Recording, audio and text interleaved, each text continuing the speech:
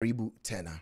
It's so good to have you. The organization is Beyond Barriers Empowerment Network. And of course, you talked about your schooling journey. And usually the next thing is employment. But of course, already a high rate of unemployment for so many young people in Kenya. But now when you add an extra layer of being a person with disability, I'm sure it makes things even harder to get into the workforce. What are the most common challenges that persons with disabilities are facing when they're trying to integrate into the workforce, Josephat? Okay, there are two major challenges. One is the self-packaging of a person as a person, which involves proper communication skills, building confidence, having the qualifications to get the job also. Yes. That's one of the challenge. The second challenge is discrimination from the employers. And the policies that are there do not serve people with disabilities right.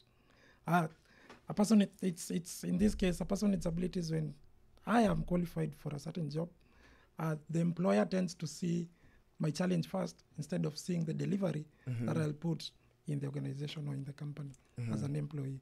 So the biggest challenge has been discrimination. But it has been countered by some other employers who tend to see the delivery that I can, or the performance I can give to the organization other than my challenge.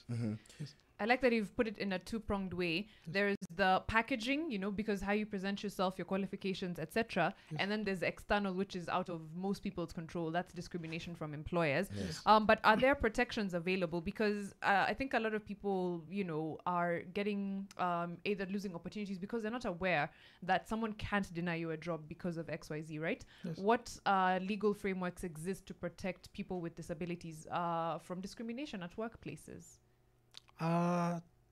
The policies that are there, I guess they only give a leeway to employ people with disabilities in terms of the percentage of like a quota, yeah. Yes, 5% of the employees should be employees with disabilities. Another one is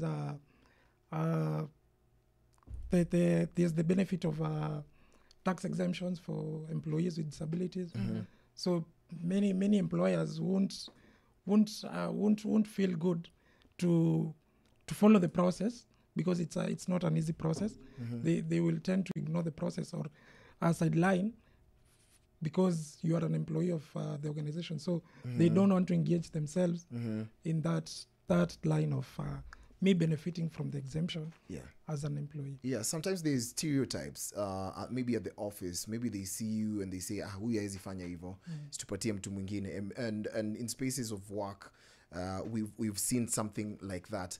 How can we challenge negative stereotypes about disability, especially in the workplace? That requires two perspectives also. One is the person himself. Because I've also faced the stereotype also at different workplaces. My counter has been, I've always been doing what I'm supposed to do. The duties and responsibilities that have been designated to me, I always perform to my level best. Regardless of whoever will say anything, I always ensure that I'm diligent to my duties. But the stigmas and all the things that other employees will talk about, it's a challenge. And one of the ways to counter it is trainings, which we do at Beyond Barriers.